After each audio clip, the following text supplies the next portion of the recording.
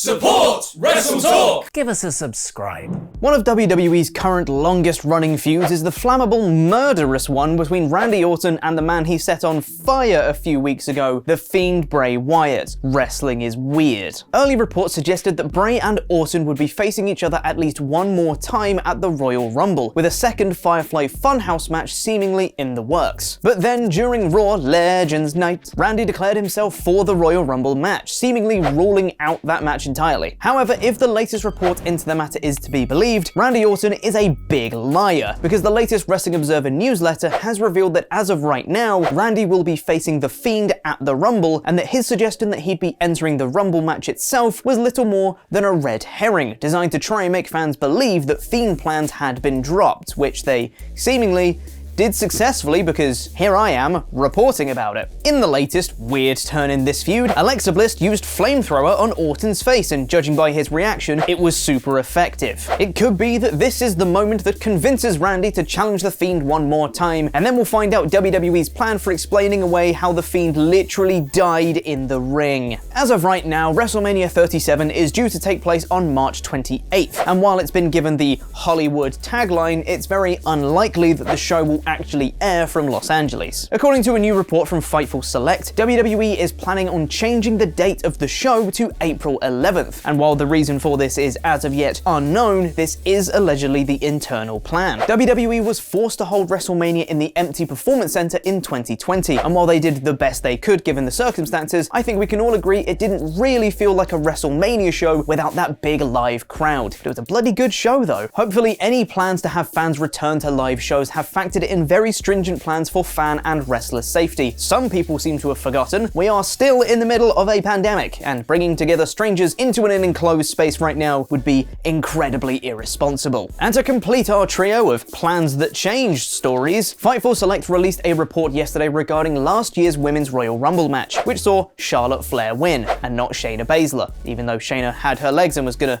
throw it. You know what, I'm not getting into it. Flair went on to face NXT Women's Champion Rhea Ripley at WrestleMania 36, but according to Fightful Select, another NXT champion was originally supposed to be in the Rumble match itself. The report is that Kaylee Ray, who was NXT UK Women's Champion at the time of the Rumble match, and still is, was brought in to make a surprise appearance in the 30-woman match. But for whatever reason, it was decided very late on that this wouldn't be happening, even though she went to the rehearsal for the match and was there. Weird. But now it's time for a review of last night's episode of SmackDown in about 5 minutes.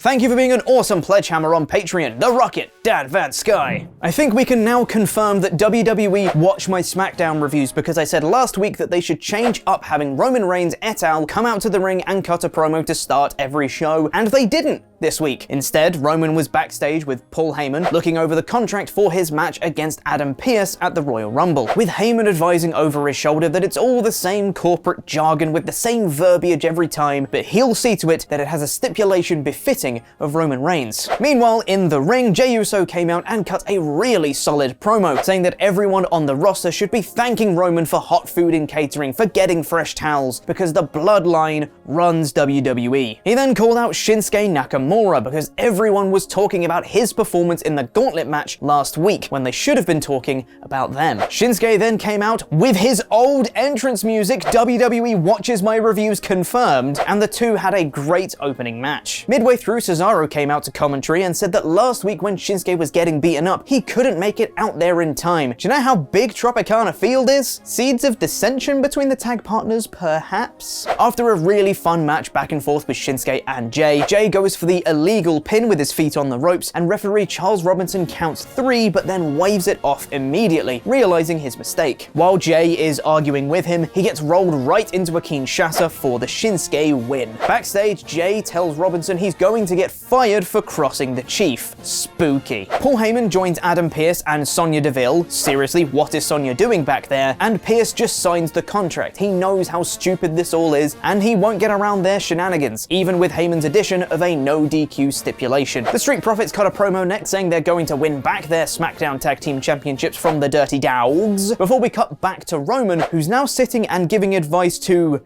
Apollo Crews? Okay. Heyman comes back with the signed contract, but Reigns dismisses it, saying he doesn't want a no DQ match, he wants last man standing, and then continues to chat to Apollo. Is this leading to Apollo's continued heel turn and eventual joining of the tribal family, maybe? It's not necessarily who I would have picked, but if so, that's great for Apollo and gives his feud with Big E some even greater stakes. Up next was Natalya versus Liv Morgan, but really the star of the show was Billie Kay, who accompanied the Riot Squad to the ring, dressing up like them and pretending to be all punk rock and stuff. She is genuinely hilarious. On commentary, she says she is officially part of the Riot Squad now, but the probation period didn't seem to go all that well for her, as she got intimidated by Tamina later in the match before escaping through the ring, getting in Liv Morgan's way, allowing her to be rolled up. This story started off as absolutely nothing, but I'm into it now. And speaking of things that I didn't expect to be into, King Corbin versus Rey Mysterio was next, following Corbin's sneak attack on Dominic during the Gauntlet match last week. Nice bit of continuity there, in what was another really good story. Dominic on commentary was being taunted by Corbin through the whole match, and Dom was getting pissed off, but logically knows he shouldn't get involved in his father's match. But the taunting escalated, with Corbin even landing a cheap shot on him. Dom tried to get in the ring, but Rey tried to stop him, leading to an end of days on Rey for the win. Another distraction finish, yes, but one that tells an interesting story and builds character. Rey continued to coach Dominic backstage, saying he can't just pick a fight without a plan, but if he wants to fight Corbin, he knows the perfect guy to speak to. I'm into this story as well. I like their dynamic. Up next was the Ding Dong Hello Show. That's a real sentence. Bayley has a talk show now, and it's called the Ding Dong Hello Show. The set of the show is literally a door in the ring. This could have been terrible, but Bayley is so good that she made it work. She enters through the door, and her guest Bianca Belair came out, and Bayley made her ring the doorbell and come out through the door as well. It's so dumb, it's endearing. Bayley harps on at Bianca for calling herself the best once again, and challenges her to an obstacle course next week. I'm sure that'll go well for Bayley. Daniel Bryan, Otis, and Chad Gable were training backstage, and Bryan mentioned to Kayla that losing to Shinsuke last week was fine by him. He has a lot of respect for Shinsuke, but before he can finish that thought, Cesaro interrupts, saying Bryan doesn't get to speak for Shinsuke, he does. And this leads to, oh my god, guys, Daniel Bryan versus Cesaro in a singles match with no one at ringside. This is all I've wanted. And wouldn't you know it, the match was fantastic. The two are so good that I think it's impossible for them to have a bad match. Cesaro worked over Bryan's leg while Bryan worked over Cesaro's arm. And after some brilliant technical wrestling and a wicked spot where Cesaro countered a top rope Hurricane Rana into a twisted vertical suplex, yeah, good luck figuring that one out if you've not seen it, Bryan lined up a running knee before getting hit with a pop-up uppercut and a neutralizer, and Cesaro just wins. Clean. Guys, what the f is happening? WWE watches my SmackDown reviews confirmed. Seeing Shinsuke and Cesaro get elevated with big wins over Daniel Bryan is amazing, but I really hope that the story they're telling is that Cesaro and Shinsuke are great, and not that Bryan has lost his way. That's a crucial difference, and this could become a story of how the Alpha Academy is bad, and that would kinda suck, honestly. But I love this so far, I'm all in for it, let's remain optimistic, let's go Cesaro! Sasha Banks interrupted Carmella backstage, saying she can get another title shot as long as she can get a match with Miller Sommelier first.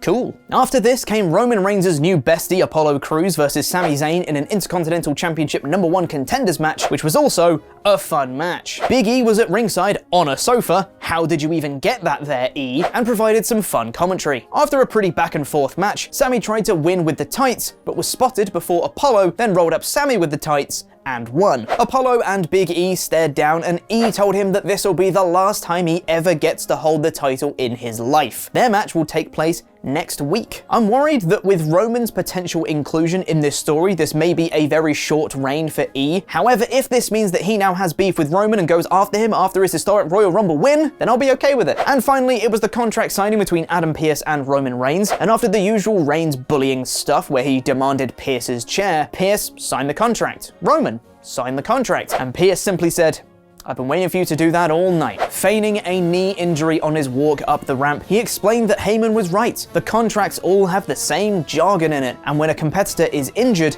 they can find a suitable replacement. And a suitable replacement is just what he's got. Out comes Kevin Owens, who signs the contract as well, and it's official, KO versus Reigns at the Rumble in a last man standing match. I really like this. Don't get me wrong, I was looking forward to Pierce potentially wrestling again, but I can't be too mad at another Owens versus Reigns match, especially when it's in last man standing, which fits perfectly with KO's character. So that was the show. Let me know what you thought in the comments and follow us on Twitter to vote in our poll on a poll match, where 43.5% of you voted good, while 36% went higher with excellent. I thought this was yet another really good episode. Stories and characters were furthered, everything made sense. I'm interested in current and new stories, and I'm intrigued to see what's next for basically everyone on the roster. And that's a feeling I haven't felt in a long time, where there's basically no segments on the show that I would consider a break or something that I'm not interested in. And with the run SmackDown's been on, I've got to give this show a 4 out of 4. This was a great show. WWE stars are upset with WWE over some new pandemic plans. Press the video to the right to find out more, and press the video below that to watch the latest episode of Board Game Club, where the gang plays Deception: Murder in Hong Kong. Don't forget to subscribe here for daily wrestling news videos. I've been Corporate Chopper. Jam that jam.